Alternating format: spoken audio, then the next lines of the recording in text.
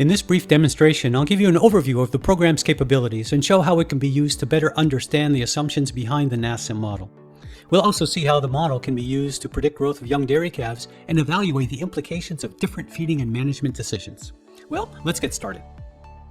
I'll assume you've already installed the program. We'll begin on the Performance page, where you can access by clicking the Performance tab in the lower left-hand corner of the screen.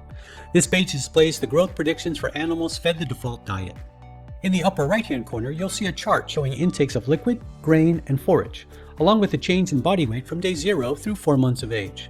In the upper left, there are two charts summarizing body weight at 0 to 2 months, 2 to 4 months, and 0 to 4 months, as well as the calculated average daily gain for those same periods. In the center left portion of the screen, we see information on weaning age and the age at which calves double their birth body weight. Along the bottom of the Performance screen are several key performance indicators, including feed cost, feed efficiency, and intakes of liquids and dry feeds. Let's now evaluate the inputs that drive these results, starting with the animal. Click on the Farm and Calf tab in the menu bar at the upper left of the screen. Here we can adjust the birth body weight and mature body weight of the animal, along with several prediction parameters, including target average daily gain before and after weaning. There are additional parameters available here as well, but we won't cover them in this short demo. Once the animal parameters are set, click OK and move on to the dietary inputs. Dietary information is entered in 3 sections: liquid, grain, and forage. We'll start with the liquid feeding program by clicking the appropriate menu item. This opens the liquid feeding grid, where we can define both the feeding program and the nutrient composition. We'll begin with the feeding program. The grid consists of rows representing the feeds being offered and columns showing feed name, cost, and feeding periods. Each feeding period includes a begin day, an end day, and the number of grams fed during that period.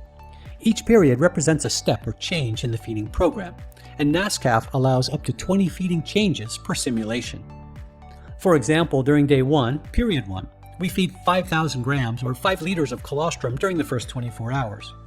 Period 2 begins on day 2 and ends on day 3, during which the calf receives 1 liter of colostrum and 4 liters of transition milk. In period 3, colostrum and transition milk are discontinued, and milk replacer powder is introduced. Period 4 runs from day 4 through day 14, during which time the calf receives 750 grams of milk replacer powder. Subsequent periods adjust both the amount fed and the timing, with the final period corresponding to weaning. A couple of important points to remember. Liquid feeds are entered in milliliters, so 4 liters of whole milk would be entered as 4,000 grams or milliliters. Milk replacer powder is entered as grams on an as-fed basis. After entering the feeding program, click OK to close the grid. From the menu bar, click the Composition tab to adjust the nutrient composition of the liquid feeds. These values are entered on a 100% dry matter basis. NASCalf includes a built-in calculator. Right-click within a cell to convert values from as fed to 100% dry matter. After making any necessary changes, click OK to close the nutrient grid.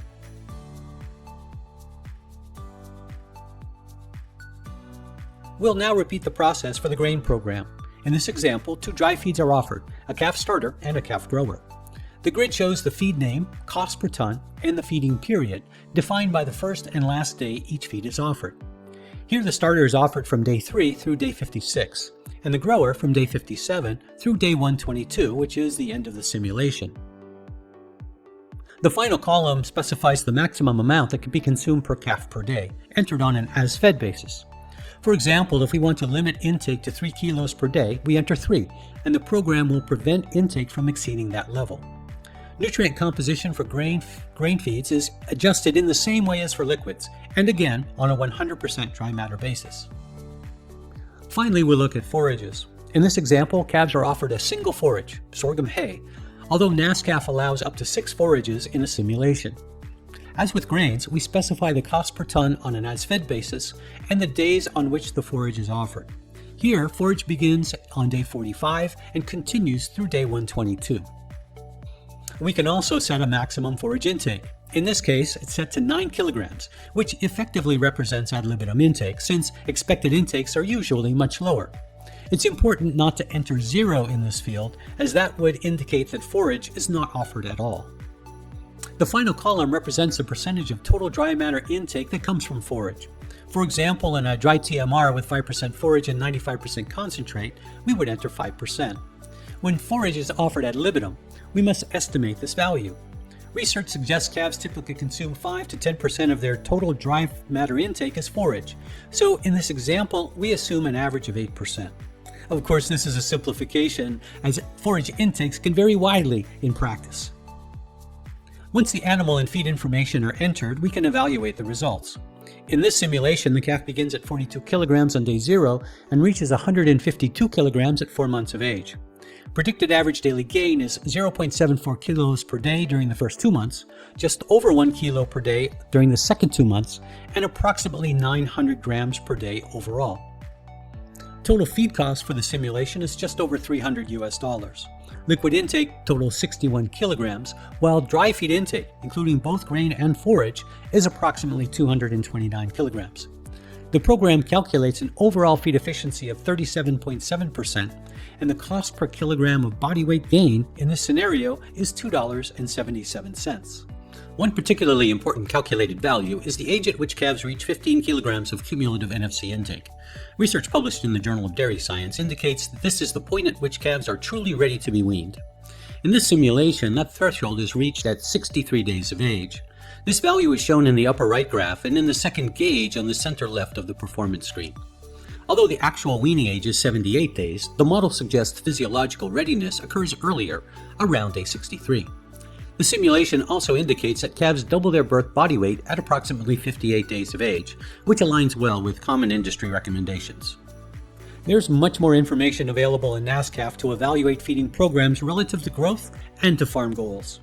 The Diagnostic tab provides detailed daily outputs, including protein and energy responses. The Minerals tab summarizes macro and micro mineral supply and requirements, while the Amino Acid tab presents hypothetical amino acid requirements and supply for young calves. For additional demonstrations and deeper dives into the model, please visit the NASCalf knowledge base. Thanks for watching, and we hope to see you again soon.